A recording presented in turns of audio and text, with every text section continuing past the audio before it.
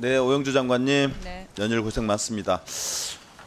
우리 의원실과 중소기업 중앙회가 함께 공동으로 전국 500개 중소제조기업을 대상으로 대중소기업 간 거래에서 불공정 행위에 관한 실태조사를 한번 해봤습니다.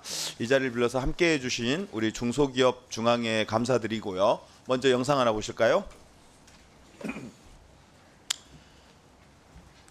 렌터카 회사에서 비용 절감을 이유로 돌연 중개업체를 내세웠습니다. 네, 이 사례는 중개업체를 통해 자동차 유감을 유리 수취하면서 판매 A씨가 네, 스톱해도 돼요. 이 사례는 자동차 유리 판매업 사업자 대부분이 소상공인이나 중소기업업자잖아요. 네. 영상 속 사례자는 대기업 계열 렌트카 회사와 직접 계약을 맺고 건당 30만 원의 공인비를 받고 납품을 해왔었는데 갑자기 대기업에서 계약을 중지하고 중개업체하고 계약하도록 바꾼 거예요. 그러면서 공인비가 건당 17에서 18만 원으로 낮춰져 버린 거예요. 이런 것이 이제 납품 단가 후려치기의 전형적인 수법인데요. PPT 한번 띄워주세요. 그 실태조사의 결과에 따르면 대기업 대상 판매 거래에서 불공정 행위를 경험해봤냐는 질문에 20.4%가 경험이 있다고 답했습니다.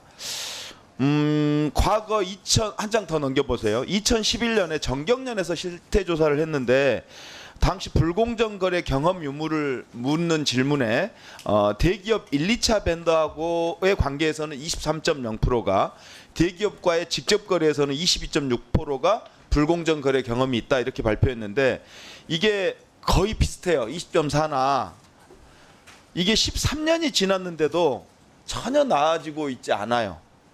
대기업의 갑질이 현장에서 여전히 근절되지 않고 있는 것을 수치로 보여주는 것인데요. 중소기업, 중소벤처부의 역할이 여전히 부족하다 이런 느낌인데 어떤가요? 네, 더 많은 그 개선을 위한 노력이 하도록 하겠습니다. 네. 그래서 불공정 행위의 세부 유형을 물었습니다. 그 다음 PPT인데요. 납품 단가 후려치기가 68.6%로 가장 많고 그 다음에 부당한 계약 취소 및 변경이 25.5%, 부당 반품이 23.5%로 그리고 거기에 더해서 대금 미지급 또는 지연 지급 이런 게 아직도 있어요. 21.6%나 아직도 나타나고 있는 것으로 드러났습니다. 그러면 이제 이 불공정 판매 거래에 어떻게 대응했냐는 질문에 참 아팠는데 이 대답이 참 아팠어요. 무대응 및 수용이 55.9%예요. 그러니까 대항할 수단을 갖고 있지 못해서 그냥 수용해요. 아무런 대응을 하지 않고 기댈 언덕이 없는 거죠. 이 중소기업들이 어디 기댈 언덕이 없으니까 그냥 수용해버리고 마는 거예요. 정말로 이 저항하지도 못하고 수용하는 이 행태를 보면서 전 되게 아팠어요. 이 수치를 보면서. 그리고 그 다음 PPT인데요. 대기업에서 원부자재 구매할 때도 불공정 거래 행위가 있었다는 게 약 20%로 나타났고요. 다음 PPT입니다.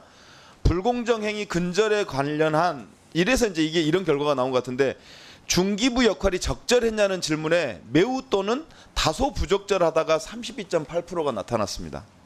적절하다는 13%에 불과했어요. 부적절하다는 답변이 적절하다보다 약 3배 정도 높아요. 그러니까 즉 중소기업의 벗이 되어야 할 기댈 언덕이 되어야 할 중기부가 벗이 되지 못하고 방관자에 머물고 있다. 그렇게 인식하고 있다. 현장은 이런 결과거든요. 중기부가 반성해야 될 대목으로 보여지는데요. 어떻습니까? 네, 불공정 행위 건전을 위한 중기부 역할을 지속하고 있습니다만 의원님께서 하신 요 부분 또 대상되었던 기업들 저희가 잘 살피면서 부족한 점이 있었는지 살펴보도록 하겠습니다. 네, 꼭 좀 살펴주세요. 그래서 이것도 좀 이제 여기서부터는 대책인데 대중소기업 상생협력 및 양극화 해소를 위해 시급한 과제를 물었더니 가장 많은 게 중소기업 협상력 강화가 66.2%로 압도적으로 높았고요. 중소기업 정부 지원 및 투자 강화가 43.4%, 불공정 거래 행위 근절 대책 42.4%.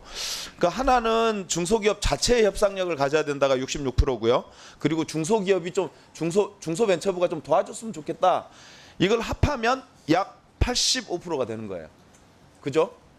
그러니까 중소기업 정부 지원 및 투자 강화가 43.4고 불공정 거래 행위 근절 대책을 세워달라는 게 이게 둘 다가 사실은 중소벤처부의 역할이니까 80몇 프로는 중소벤처부가 제 역할을 좀 제대로 해줬으면 좋겠다. 자기 편 좀 들어줬으면 좋겠다. 이런 얘기를 하고 있는 거예요.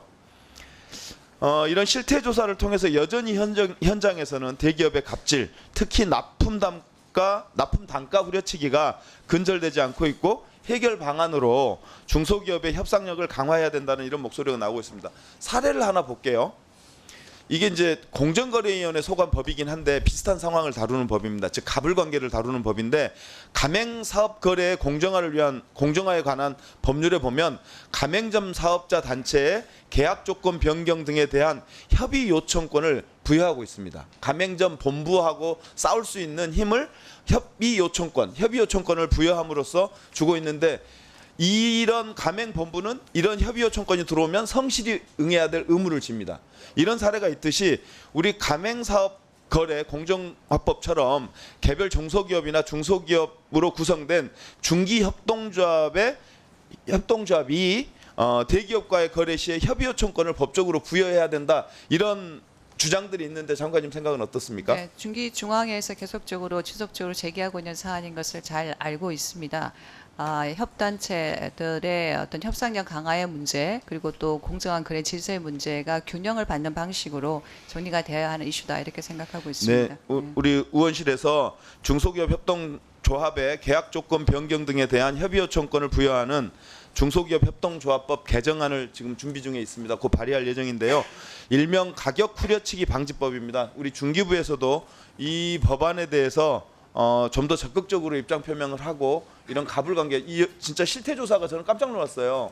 13년 전에 정경련에서 실시한 조사와 13년이 지난 지금에서 한 조사가 1~2% 차이밖에 나지 않는다. 즉 거의 대기업과 중소기업 간의 공정거래가 여전히 채워지지 않는, 그리고 극복되지 않는 과제로 남아있다, 이런 생각이 들어서 너무 아픈 실태조사 결과고요. 이 결과 보내드립니다. 네. 네, 500개 기업들이 말씀하셨던 내용하고 저희가 불공정 거래 관련되어 있던 여러 가지 사업들과 조치를 하고 있는데, 미진한 부분과 또 더 해야 될 부분 챙겨보도록 하겠습니다. 네.